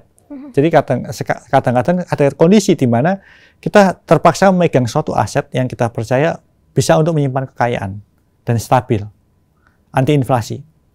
Nah itu salah satu fungsi utama daripada kripto, ya. Bitcoin, ya. Tapi kalau kita bicara mengenai fungsi daripada beberapa token yang lain, misalnya seperti Ethereum, ya kalau kita mau menggunakan sistem daripada Ethereum, kita mau menggunakan sistem daripada DeFi, kita mau menggunakan sistem daripada pinjam-meminjamnya suatu protokol DeFi, kita perlu beli alternate coin itu. Ya kita perlu beli Ethereum untuk memakai sistemnya Ethereum. Ya karena sifatnya daripada alternate coin itu kebanyakan sebagai utility coin. Nah itu mungkin kegunaan nyatanya. Tapi kalau kegunaan yang paling banyak digunakan orang, ya sebagai safe haven asset class. Oke, semoga menjawab ya Kak Endo di Medan. Oke Pak, lanjut nih Pak ke pertanyaan berikutnya. Dari Johannes Regar, Tanjung Pinang. Dibanding saham dan forex, derivatif kripto lebih high risk dan high gain dengan waktu trading 24/7. Apakah tokenization ini bisa menjadi masa depan dari perdagangan derivatif? Kalau kita bicara mengenai derivatif ya, derivatif itu perdagangan kripto yang sangat beresiko. Ya, saya melihat di Indonesia memang banyak orang tertarik dengan trading derivatif. Tapi trading derivatif daripada kripto itu berbeda dengan trading spot market pada kripto. Kalau di Indodax itu saat ini kita berfokus kepada spot market. Kita belum bermain ke derivatif. Kenapa? Karena kalau kita bicara trading spot, itu artinya Anda bebas membeli harga berapa, dan Anda bebas mau menjual di harga berapa. Nanti Anda dapat keuntungan dari selisih jual dan belinya itu. Tapi kalau kita bicara mengenai derivatif ya, itu kita bicara mengenai trading menggunakan margin, menggunakan uang pinjaman dari broker. Jadi Anda beli dengan uang 1 juta, Anda bisa beli aset senilai contohnya 1 miliar, karena mungkin marginnya 1/1000. Atau kalau marginnya 1/10, uang 1 juta bisa beli aset senilai 10 juta rupiah. Ya. Kalau Anda menggunakan trading derivatif, itu ada kondisi di mana kadang-kadang Anda akan dipaksa menjual. Karena harga bergerak berlawanan dengan yang apa targetkan. Nah, oleh karena itulah trading derivatif memiliki resiko yang lebih tinggi. Nah, kalau ditanya apakah trading derivatif itu possible untuk menghasilkan uang, possible aja kalau Anda menebak ke arah yang betul. Tapi kalau ditanya kepada saya tipe yang penggemar trading spot dibandingkan derivatif. Kenapa? Karena trading spot itu Anda mempunyai kontrol, Anda sebagai drivernya. Tapi kalau kita trading derivatif, Anda sebagai penumpangnya, broker yang mengatur pergerakan harganya. Dan itu lebih high risk ya Pak ya? Lebih high risk pastinya, karena pengontrol harganya bukan lagi di Anda, tapi di market yang harganya bergerak itu. Tapi kalau spot, Anda nggak memutuskan mau jual sekarang, Anda putusin jual tahun depan, bisa aja. Makanya kalau untuk orang-orang yang baru mengenal kripto, saya nggak menyarankan untuk trading derivatif. Karena itu sama seperti bunuh diri. Ya. Akhirnya saya bisa ngelihat beberapa orang yang saya kenal, dia punya Bitcoin dalam jumlah banyak. Bahkan salah satu orang yang saya kenal, dia punya Bitcoin lebih dari 50 Bitcoin, itu hilang dalam waktu 1 jam, karena trading derivatif. Keliquidasi. Jadi perdagangan derivatif itu bukan perdagangan yang bisa dilakukan oleh semua orang. Beberapa orang punya passion ke sana, tapi not for everyone. Oke. Wah, luar biasa sekali. Menarik banget nih Pak pertanyaannya. Semoga menjawab ya untuk Kak Johannes di Tanjung Pinang. Masih ada pertanyaan lainnya nih Pak. Kita langsung lanjut aja ya Pak Oscar. Ini dari Herawan, @Herawan dari Bandung. Banyak berita di luar negeri mengenai banyaknya exchange atau perusahaan kripto mengalami kebangkrutan. Kalau menurut Pak Oscar, bagaimana dengan exchange-exchange di Indonesia? Apakah akan mengalami efek yang sama atau lebih aman dibanding exchange di luar negeri? Makanya ini salah satu yang kita mendukung aturan daripada BAPEPT ya, aturan daripada Kementerian Perdagangan. Kita merasa bahwa seharusnya exchange, entah itu dari luar negeri atau berafiliasi dari luar negeri, seharusnya kalau mereka sudah masuk ke pasar Indonesia, itu mereka memutuskan hubungan dengan yang internasionalnya. Tapi yang terjadi sekarang itu di Indonesia, exchange-exchange luar negeri yang masuk ke Indonesia, yang di Indonesia cuma jadi semacam agen penjualan. Ya, akhirnya uang yang ditransaksikan di dalam exchange-exchange anak-anak perusahaan itu ya, itu kebanyakan dari mereka aset kriptonya maupun aset rupiahnya itu lari ke luar negeri, lari ke induknya. Sehingga pada saat induknya ada masalah, ya di Indonesia ikut masalah. Seharusnya yang lebih tepat adalah pada saat ada perusahaan luar negeri membuat perusahaan di Indonesia, dia tidak boleh lagi melarikan uang dari Indonesia. Karena yang ada dua resiko. Resiko pertama terjadi capital outflow. Uang di Indonesia menjadi lari ke luar negeri. Dalam bentuk rupiah dan dalam bentuk kripto. Resiko kedua, pada saat yang di induknya ada masalah, seperti yang terjadi kemarin barusan aja, belakangan ini, yang induknya ada masalah, yang di Indonesia ikut bermasalah. Ini kan dua resiko yang sebenarnya ingin dihindari oleh Kementerian Perdagangan. Makanya kemudian Kementerian Perdagangan akan membuat sebuah bursa berjangka yang mengawasi perdagangan aset kripto di Indonesia. Cuma kita lihat aja bagaimana pemerintah menegakkan peraturan yang sudah dibuat oleh pemerintah. Oke, semoga menjawab ya untuk Kak Herawan di Bandung. Nah, Pak, masih banyak nih Pak pertanyaannya. Langsung aja Pak ya, kita langsung lanjut lagi ke pertanyaan selanjutnya. Ini dari Muhammad Dodi Akbar @dodiakbar28 di Cianjur. Selamat malam Pak Oscar, pertanyaan saya Pak, saya melihat Indodax memiliki kompetisi referral. Apakah ada batasan untuk orang yang diundang dan apa manfaat bagi pengundang dan yang diundang?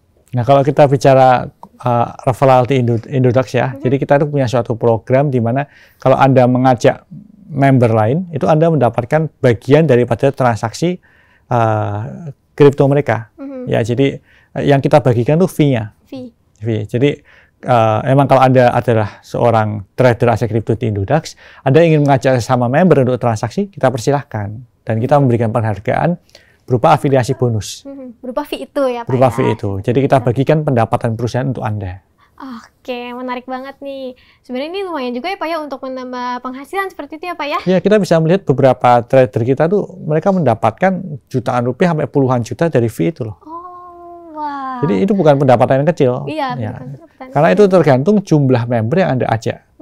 Dan itu yang kita bagikan adalah pendapatan dari perusahaan kita. Jadi bukan seperti Ponzi ya. Ponzi kan Anda beli apa yang Anda ajak 1 juta, Anda dapat 500.000 misalnya. Itu nggak seperti itu. Tapi misalnya waktu ada orang transaksi 1 juta rupiah di Indodax, kemudian Indodax mendapatkan berapa puluh ribu rupiah, ya berapa puluh ribu rupiah itulah yang kita berikan kepada Anda. Oke, wah menarik sekali. Jadi ya, itu semacam seperti bagi hasil lah. Oh iya, seperti bagi hasil seperti itu ya. Semoga menjawab ya untuk Kak Dodi di Cianjur. Nah, langsung kita lanjut lagi ya Pak ke pertanyaan selanjutnya dari Ahmad Romadoni @Ahmad S. Doni dari Bekasi. Apakah teknologi blockchain cocok diaplikasikan di Indonesia? Sejauh mana teknologi ini menguntungkan? Pertanyaan seperti ini tentu sangat penting, terutama bagi mereka yang masih awam. Terima kasih Pak Oscar. Kalau kita bicara mengenai teknologi blockchain, saya percaya teknologi ini bisa diaplikasikan banyak hal. Tapi nggak setiap teknologi bisa di blockchain-kan ya. Karena beberapa hal akan lebih tepat dihandle oleh centralized. Tapi beberapa hal akan jadi lebih efisien dengan blockchain. Jadi kita harus melihat bidang-bidang mana dulu nih yang sesuai dengan blockchain dan tidak dengan blockchain.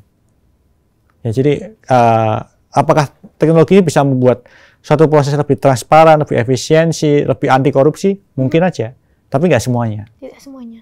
Ya, kayak contohnya yang menarik itu karena ini sudah dekatnya era pemilu ya. Sebenarnya kalau pemilu bisa di blockchain kan, benar-benar dijalankan dari blockchain, hasil pemilu itu akan lebih transparan, akan lebih cepat, akan anti korupsi, akan anti kolusi. Tapi apakah bisa diterapkan sekarang? Nggak juga, karena sebelum menerapkan blockchain itu ada rambu-rambu yang harus dikerjakan dulu. Persiapannya lebih banyak. Oke, semoga menjawab ya untuk Kak Ahmad di Bekasi. Oke, langsung lanjut ya Pak ke pertanyaan selanjutnya. Ini dari Muhammad Abu Mas Rizky Wijaya @rizky.wijaya dari Jember. Apakah Indodax memiliki rencana untuk menarik investor non-kripto ke dalam pengembangan exchanger karena ini adalah salah satu faktor keberhasilan exchanger untuk mendapatkan lebih banyak investor? Kalau kita bicara mengenai arah marketing daripada Indodax ya, arah marketing daripada Indodax itu kita memang membuka kepada semua trader. Jadi kita tidak membatasi cuma trader-trader yang mengenal kripto aja. Ya, karena tujuan kita memang literasi keuangan. Kita ingin mengedukasi masyarakat luas supaya mengenal kripto. Jadi kita nggak membatasi cuma yang tahu kripto aja. Justru saya percaya bahwa ekosistem kripto itu memiliki tugas untuk mengedukasi seluruh masyarakat di Indonesia untuk mengenal kripto. Bukan cuma menargetkan para trader aset kripto aja. Oke, jadi bukan hanya untuk trader, tapi semuanya pun bisa gitu ya Pak ya, dalam segala bidang. Oke, semoga menjawab ya untuk Kak Abu Mas di Jember. Kita langsung lanjut lagi Pak ke pertanyaan selanjutnya. Dari Steven, @Steven Iwanto. Menurut Pak Oscar, apakah XRP nanti bisa menang kasus melawan SEC dan apa dampaknya buat seluruh altcoin yang ada di market ketika XRP menang atau kalah? Saya kira ini pertanyaan yang agak sulit ya, karena SEC kan regulator di US ya. Dan XRP sendiri sebenarnya memang tidak benar-benar melanggar apa yang SEC katakan. Tapi di satu sisi, XRP itu adalah sebuah kripto yang tersentralisasi.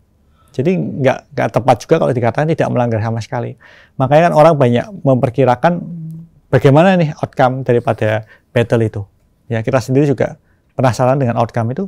Tapi kita percaya outcome itu apabila XRP kalah, itu nggak akan tahu banyak resikonya pada pergerakan kripto. Karena itu sesuatu yang semua orang besar kemungkinan memperkirakan. Tapi apabila ternyata XRP menang, saya kira ini akan menggeret seluruh harga kripto yang ada di sekitarnya. Khususnya kripto-kripto seperti Stellar. Stellar itu kan kopinya XRP ya. Ya, jadi kalau kita bicara mengenai kasusnya XRP dengan SEC, ini satu hal yang menarik. Tapi kalau XRP kalah, it's okay. Ya, seperti itu aja. Tapi kalau XRP menang, ini bakal berpengaruh sangat signifikan ini. Jadi kita sama lihat aja dan simak. Oke, terima kasih Pak Oscar atas jawabannya, luar biasa ya pertanyaannya dari Kak Steven. Semoga menjawab ya Kak ya. Oke, lanjut ya Pak ke pertanyaan berikutnya. Ini dari Dimas Saputra, @SaputraFX Dimas dari Solo. Mengenai krisis ekonomi pada dunia kali ini, apakah mempengaruhi penurunan pada kripto? Kalau kita bicara mengenai krisis ya, justru kripto itu mengalami kenaikan pada saat krisis. Ya, kalau kita lihat sejarah kripto selama dari sejak tahun 2009 sampai sekarang, Bitcoin atau kripto itu justru harganya naik pada saat krisis. Contohnya kemarin krisis global waktu corona lah, krisis pandemi. Itu Bitcoin menyentuh harga tertingginya. Kita bicara mengenai krisis di Eropa tahun 2013, itu Bitcoin menyentuh harga tertingginya. Kita bicara mengenai krisis waktu Korea Utara Selatan kemarin, sempat mau hampir perang, itu Bitcoin menyentuh harga salah satu yang cukup tinggi. Kita bicara mengenai krisis di Argentina, itu Bitcoin juga mengalami spike yang cukup tinggi. Jadi kalau kita bicara mengenai krisis, aset safe haven aset kelas seperti Bitcoin adalah salah satu aset yang tiba-tiba demand-nya akan besar. Pada saat terjadi krisis. Pada saat terjadi krisis. Sama seperti kapan harga emas naik, ya pada saat terjadi krisis. Ya, jadi kalau kita tanya apakah krisis itu baik buat pergerakan harga Bitcoin, sebenarnya baik. Ya, bukan, tapi saya tidak mengharapkan terjadi krisis ya, jangan salah paham. Tapi saya melihat ada korelasi antara krisis dengan harga Bitcoin. Jadi memang ada korelasi antara krisis dan harga kripto, tapi biasanya krisis itu malah justru naik gitu ya Pak ya harganya, seperti itu. Oke, semoga menjawab ya untuk Kak Dimas di Solo. Oke Pak, lanjut ya Pak ya ke pertanyaan selanjutnya dari Stefanus. @stefanrg dari Cibinong. Apa kelebihan yang ditawarkan Indodax untuk membuat investor atau trader kripto memilih Indodax daripada broker cryptocurrency lain? Jadi kalau kita bicara mengenai Indodax ya, kita adalah salah satu exchange yang memiliki feature deposit dan withdraw terbanyak dibandingkan seluruh aset crypto exchange yang lain. Jadi pilihan bank, pilihan cara deposit, pilihan jenis tipe transaksi deposit dan withdraw itu kita paling banyak. Yang kedua, kita paling cepat. Jadi kalau Anda deposit dan withdraw, respon kita berusaha settle semua di bawah 24 jam. Yang ketiga dan paling penting, kita ingin memberikan experience yang terbaik pada saat terjadi suatu kendala. Dengan cara customer service yang kita berikan, customer service yang kita lakukan, itu melayani dengan jauh lebih cepat dan mereka lebih terlayani. Makanya kalau kita lihat jumlah tim daripada Indodax, itu porsi customer service-nya sangat besar. Kenapa? Karena kita ingin pada saat ada masalah, ada orang yang bisa membantu mereka, ada orang yang bisa menyetel masalah mereka dengan sangat cepat. Oke, yang melayani dan juga memberikan solusi seperti itu. Betul. Ya Pak ya. Oke, semoga menjawab ya Pak jawabannya untuk Kak Stefanus. Oke Pak, kita langsung lanjut lagi nih Pak ke pertanyaan selanjutnya. Dari Irenius Dennis William @idw.88 dari Tangerang. Indodax banyak mengalami maintenance akhir-akhir ini. Apakah Pak Oscar bisa menjelaskan apa tujuan dari maintenance ini agar para member Indodax lebih paham pentingnya maintenance? Jadi kalau kita bicara mengenai maintenance yang terjadi belakangan ini ya, karena Indodax itu sedang berusaha melaunching sistem trading engine yang baru. Jadi maintenance-nya memang sengaja kita bagi part kecil-kecil. Jadi nggak kita lakukan besar sekaligus. Kenapa? Karena kita tidak ingin mengganggu aktivitas daripada para trader. Maintenance itu terjadi karena dua hal. Yang pertama karena kita memang melakukan maintenance rutin untuk menjaga keamanan dan memeriksa seluruh sistem daripada Indodax. Yang kedua karena kita berusaha mengupgrade sistem daripada Indodax. Nah, upgrade-nya inilah nanti yang akan selesai dalam akhir kuartal 3 ini ya, dengan harapan nanti setelah sistem yang baru up, maintenance itu akan jauh lebih berkurang. Dan sistem kita bisa menghandle transaksi, ribuan transaksi per detik. Nah, mari kita tunggu sama-sama aja hasil dari maintenance ini. Dan harapannya dengan itu, para trader aset kripto bisa trading dengan lebih nyaman di Indodax. Oke, seperti yang tadi kita bahas ya Pak ya di awal ya, tujuannya maintenance ini untuk memberikan pelayanan yang lebih menarik lagi, yang lebih cepat lagi untuk para member Indodax. Seperti itu ya Pak Oscar ya. Oke Pak, langsung lanjut lagi ke pertanyaan berikutnya. Ini dari Muhammad Patan @muhammadarashid420 dari Bandung. Apakah white paper Bitcoin yang disusun oleh Satoshi Nakamoto bisa dijadikan pegangan skripsi? Kalau kita bicara mengenai white paper Satoshi Nakamoto ya, itu kan adalah white paper pertama tentang bagaimana cara blockchain berjalan. Ya, itu adalah suatu sistem di mana blockchain itu pertama kali dibuat. Ya, itu basicnya blockchain. Ya, jadi kalau kita bicara mengenai semua inovasi distributed ledger teknologi sekarang, semua inovasi blockchain yang ada sekarang, ya biasanya memang di white paper itu. Tapi apakah itu bisa jadi pegangan atau tidak? Ya, tergantung kita membahas apa nih. Kalau kita bahas ada basic blockchain, ya bisa jadi pegangan. Tapi kalau kita membahas smart contract, mungkin white papernya itu sudah outdated. Sudah waktunya Anda merefer white papernya misalnya Ethereum. Ya, dan itu Ethereum yang terbaru. Ya, atau kalau kita bicara mengenai tipe smart contract yang lain, ada banyak TLT teknologi lain yang punya inovasi lebih luar biasa lagi. Tergantung nih skripsinya tentang apa. Iya, jadi tergantung mau membahas tentang apa. Betul. Seperti itu ya Pak ya. Oke, semoga menjawab ya untuk Kak Patan di Bandung. Lanjut ya Pak ke pertanyaan berikutnya dari Yapril @Yapril di Lubuk Banggai. Apakah jaminan keamanan aset investor di Indodax bisa dijamin keamanannya dalam jangka panjang? Jadi kalau kita bicara mengenai Indodax ya, Indodax adalah salah satu perusahaan yang terdaftar di Bapepti, di bawah Kementerian Perdagangan. Dan kalau kita bicara mengenai aset rupiah maupun kripto di Indodax, kita itu saat ini untuk rupiah sudah mulai bekerja sama dengan satu BUMN yang menjamin transaksi rupiah.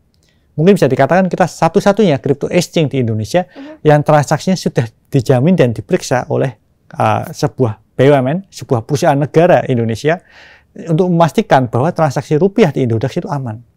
Satu-satunya ya baru Indodax ini. Baru Indodax ya Pak ya. Ya, makanya kalau dikatakan apakah aman, ya aman karena ada satu perusahaan yang bahkan memeriksa dan menjamin transaksi rupiah kita. Nah, untuk kriptonya bagaimana? Nah, untuk kriptonya kita bisa melihat bagaimana pengalaman Indodax dari tahun 2013 hingga sekarang. Itu kita satu-satu kripto exchange yang beroperasi hampir 10 tahun. Hampir 10 tahun kita beroperasi di Indonesia dan transaksinya cukup lancar dan kita memberikan pengalaman yang terbaik dan harapannya tolong didoakan supaya kita bisa selalu dipercaya oleh para trader aset kripto. Oke, jadi teman-teman jangan ragu lagi ya Pak ya untuk trading aset kriptonya di Indodax. Wah, semoga menjawab ya Kak Yapril. Langsung lanjut lagi ya Pak ya ke pertanyaan berikutnya dari Willy @willy4925. Apakah Indodax ada rencana menyediakan market leverage atau future? Kalau ini kalau kita bicara mengenai perdagangan derivatif ya, itu kita menunggu regulasi daripada Bapepti. Kalau misalnya regulasinya sudah memperbolehkan dan menjalankan perdagangan derivatif, ya kenapa Indodax tidak menjadi penyedianya juga. Tapi saat ini perdagangan di Indonesia, kalau kita bicara perdagangan kripto, itu fokusnya masih ke spot. Jadi kita masih memfokuskan kepada spot trading. Ya. Tapi kalau kita bicara mengenai derivatif, nanti kalau memang perdagangan itu sudah diizinkan dan memang pemerintah juga mendukung, ya why not? Kita juga akan mulai mengarah ke sana.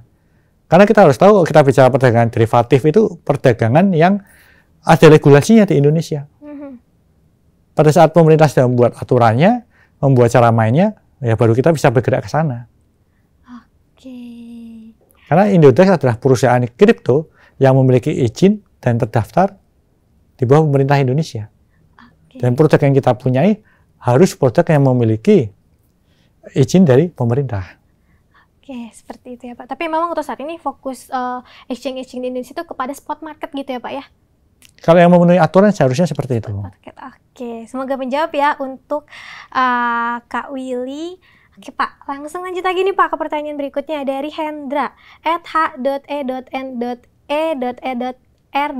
dari Jakarta. Selamat malam Pak Oscar, adakah rencana Indodax untuk merilis hardware wallet untuk transaksi yang lebih aman dan lebih pasti? Kalau kita bicara mengenai hardware wallet, saya percaya banyak perusahaan yang jauh lebih mapan ya dibandingkan Indodax ya. Karena Indodax itu adalah perusahaan yang berfokus kepada perdagangan spot. Ya, kita berusaha menyediakan teknologi pengalaman yang terbaik untuk perdagangan spot. Tapi kalau kita bicara hardware wallet, kita percaya banyak perusahaan security sana yang jauh lebih mampu dibandingkan Indodax. Ya, dan kita kan dalam bisnis nggak bisa serakah ya. Kita lebih baik selalu memilih mana yang terbaik di bidangnya, kemudian kita menekuni di sana. Nah, kalau kita bicara Indodax ya, kita bicara kita ingin provide the best experience for spot trading crypto. Untuk hardware wallet ada banyak pilihan di luar sana. Oke, terima kasih Pak Oscar atas jawabannya. Semoga menjawab ya untuk Kak Hendra ya. Langsung lanjut lagi nih Pak ke pertanyaan berikutnya dari Halim @halimvirgo dari Medan. Izin bertanya ke Pak Oscar, apakah ada kemungkinan bagi Indodax untuk merilis token kriptonya sendiri di masa depan karena banyak CEX global yang merilis tokennya sendiri? Saat ini sih di Indodax kita belum berencana ya untuk merilis token kita ya. Jadi kita lebih berfokus untuk menyediakan pengalaman trading. Jadi kita bukan membuat token kemudian menjualnya ke market ya. Kita lebih sebagai penyedia platform. Ya. Kenapa? Karena Indodax berusaha untuk memposisikan diri sebagai netral, pihak netral, sehingga para trader maupun para developer yang mempunyai token bisa lebih mempercayai Indodax. Ya, oleh karena itu kita kalau ditanya apakah ada Indodax token, saat ini belum ada. Belum ada ya Pak. Jadi karena masih berfokus kepada platform untuk jual beli aset kriptonya. Betul, gitu. Karena kita ingin posisi kita netral dan profesional di sini. Oke, terima kasih Pak Oscar. Semoga menjawab ya untuk Kak Halim. Nah, lanjut nih Pak ke pertanyaan selanjutnya dari SMRAJA @aan dari Aceh. Apa faktor-faktor yang sangat-sangat mempengaruhi kripto turun dan naik? Silakan Pak. Ya, kalau ditanya apa yang mempengaruhi kripto naik dan turun dan naik itu pastinya demand dan supply ya. Tapi faktor-faktor yang mempengaruhi supply dan demand itu kan ada banyak ya. Ya, contohnya seperti faktor yang mempengaruhi supply itu ada faktor teknologinya, faktor bagaimana perkembangannya, blockchain-nya, lain sebagainya. Faktor demand sendiri ada banyak yang mempengaruhi lagi. Ya, jadi Tapi kalau disamarikan ya pasti demand dan supply. Kenapa? Karena kalau kita bicara kripto yang berbasiskan demand dan supply, yaitu kripto-kripto yang harganya bebas ya, dilepas ke market ya, itu mereka nggak ada bisa dikatakan nggak ada harga acuannya, benar-benar demand dan supply itu. Tapi kalau kita bicara mengenai token-token yang berbasiskan komoditas fisik, contohnya token-token emas, ya mereka akan mengacu ke harga emas. Token-token yang berbasiskan US dollar, mereka akan mengacu ke US dollar. Nah, sekarang kalau faktor token yang harga besar demand dan supply, ya demand dan supply itulah. Tapi demand dan supply sendiri punya faktor-faktor penentu lainnya. Ya, demand contohnya blockchain berkembang berapa jauh. Ya, supply contohnya algoritma gimana. Terus kemudian penerbitan tokennya gimana. Ya. Oke, jadi tergantung demand dan supply-nya ya Pak ya untuk yang mempengaruhi kripto itu turun atau naik sih seperti itu. Oke, terima kasih Pak. Lanjut lagi nih Pak ke pertanyaan selanjutnya. Ini sisa 2 pertanyaan lagi ya Pak ya. Ini dari Gofur @gofur.wicaksono dari Jombang. Sejauh mana Indodax mempunyai peran dan kontribusi nyata untuk Indonesia bertepatan dengan HUT RI ke-77, terutama di bidang ekonomi, sosial budaya, dan siklus investasi di Indonesia? Kalau ditanya bagaimana peranan dari Indodax kepada pemerintah, salah satunya kan kita bisa melihat bagaimana kontribusi pajak yang dilakukan Indodax kepada Indonesia ya. Nah, yang kedua, setelah pada kontribusi pajak, kita percaya kontribusi kita ada di sektor teknologi. Bagaimana Indodax adalah salah satu perusahaan startup ya, yang pertama kali memberikan edukasi luas kepada masyarakat Indonesia tentang blockchain. Ya, memberikan edukasi tentang kripto. Ya, kita yang pertama kali dan hingga sekarang dari tahun 2013 hingga sekarang terus memberitakan mengenai kripto di Indonesia. Kenapa? Karena kita percaya kalau kripto itu ada sebuah masa depan. Blockchain sebuah masa depan yang nggak boleh kita sampai negara kita miss. Karena negara kita itu memiliki potensi untuk menjadi salah satu leader di bidang blockchain. Ya, dengan adanya bonus demografik dan lainnya, itu satu keuntungan buat Indonesia. Oke, jadi salah satunya tadi pajak ya Pak ya, itu juga merupakan kontribusi nyata Indodax terhadap Indonesia, seperti itu. Oke Pak, lanjut ke pertanyaan selanjutnya nih Pak, pertanyaan terakhir. Dari Gamalil Wisnu, @Wisnu Gamalil dari Jambi. Apakah syarat untuk developer masuk ke Indodax? Karena banyak nih koin atau token yang baru dengan iming-iming katanya mau masuk Indodax. Kalau kita bicara mengenai syarat untuk masuk Indodax ya, di Indodax ini ada 3 syarat. Yang pertama, berapa populer token itu. Karena Indodax ini kan tempat pertemuan pembeli dan penjual. Kalau token itu sangat populer di Indonesia, ya pastinya kita akan mensupport. Kenapa? Karena itu artinya banyak demand atas token itu. Tapi kalau token itu nggak populer, ya kita akan lihat dulu perkembangannya gimana. Yang kedua, teknologinya. Token itu teknologi seberapa bagus. Kalau teknologinya bagus sekali, biarpun kurang populer, kita percaya ke depannya dia punya potensi. Yang ketiga, token ini memiliki suatu tujuan komersial apa. Kalau tujuan komersialnya bisa menguntungkan masyarakat Indonesia, ya why not? Ya, jadi kita ngelihat dari 3 faktor ini. Nah, apalagi token yang punya 3-tiganya. Itu biasanya akan lebih kita prioritaskan. Lebih semakin bagus ya Pak ya? Ya, betul. Oke, semoga menjawab ya. Terima kasih nih Pak Oscar atas jawabannya. Wah, mohon maaf sekali ya teman-teman dikarenakan waktunya juga telah habis. Untuk kalian yang belum terjawab nih pertanyaannya, nanti dapat mengajukan pertanyaan lagi di Indodax Room selanjutnya ya.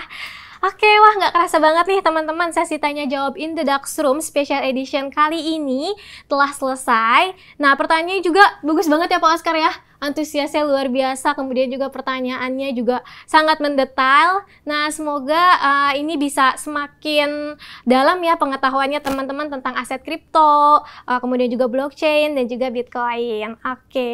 Oke nih teman-teman, siap-siap ya untuk 10 orang penanya terbaik yang terpilih akan Monik bacakan langsung sekarang nih. Siap-siap ya teman-teman, kira-kira siapa ya yang beruntung? Oke, langsung aja teman-teman. Untuk pemenang pada acara Indodax Room Special Edition pada malam hari ini, yang pertama ada Irenius Dennis William @idw.88 Tangerang. Wah, selamat untuk Kak Irenius.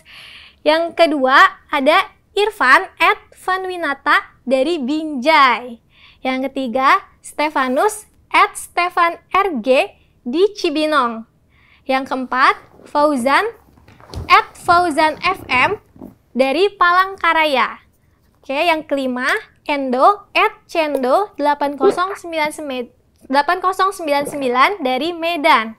Yang keenam Dimas Saputra @SaputraFXDimas dari Solo.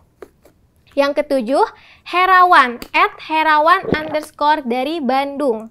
Yang kedelapan Muhammad Dodi Akbar @DodiAkbar28 Cianjur. Yang kesembilan Ahmad Romadoni, Instagramnya @AhmadSdoni dari Kota Bekasi. Yang ke-10 Yapriel @Yapriel di Luwuk Bangga. Wah, selamat ya untuk para pemenang yang beruntung. Nah, teman-teman, bagi para pemenang nih, tim Indah Daxroom akan menghubungi melalui Instagram dari username yang telah dicantumkan ya. Bagi kalian nih yang belum menang dan mau memiliki merchandise eksklusif dari Indodax, tenang aja, teman-teman juga bisa mendapatkannya dengan mengunjungi official store Indodax di Tokopedia. Jangan lupa yang ada centang ungunya ya, teman-teman. Oke, teman-teman semua, sebelum Monik tutup nih, Pak Oscar, boleh dong Pak kesan dan pesan atau harapan Bapak nih untuk negeri kita yang tercinta ini Pak di hari kemerdekaan yang ke-77 tahun ini. Ya, sebelumnya Dirgahayu Indonesia yang ke-77. Saya percaya Indonesia adalah sebuah negara yang memiliki potensi yang sangat besar. Ya, kita bicara mengenai Indonesia sebagai negara yang memiliki bonus demografik. Jadi sangat disayangkan apabila Indonesia tidak bisa memanfaatkan momentum ini untuk kita menjadi salah satu negara yang berdikari melalui sektor teknologi. Harapannya melalui teknologi blockchain ada salah satu teknologi di mana Indonesia bisa menjadi setara dan bahkan lebih dibandingkan negara-negara lainnya. Karena Indonesia punya potensi ke sana dan saya percaya Indonesia pasti bisa. Oke, Dirgahayu Indonesia. Merdeka. Luar biasa Pak Oscar. Oke, teman-teman, demikian rangkaian acara pada malam hari ini. Bagi yang ketinggalan, jangan khawatir ya teman-teman, karena teman-teman masih bisa menonton kembali Indodaxroom Special Edition Kemerdekaan Republik Indonesia yang ke-77 tahun ini melalui website indodax.academy dan YouTube channel Indodax. Jadi jangan lupa teman-teman untuk terus follow akun media sosial Indodax agar selalu terupdate dan gak ketinggalan dengan info-info menarik dan terbaru mengenai aset kripto, blockchain, dan tentunya juga dari Bitcoin. Nah, teman-teman, sebelum Monik tutup nih, ada sedikit survei bagi kalian semua yang nonton untuk Indodaxroom pada malam hari ini. Make sure kalian nanti isi surveinya dulu ya teman-teman. Jadi jangan langsung di kelas ya. Jadi pastikan nanti teman-teman isi surveinya dulu, baru nanti boleh di kelas Zoom-nya. Oke, sekali lagi teman-teman, terima kasih ya kepada teman-teman yang telah setia nih menyaksikan Indodaxroom Special Edition Kemerdekaan Republik Indonesia ke-77 tahun pada malam hari ini.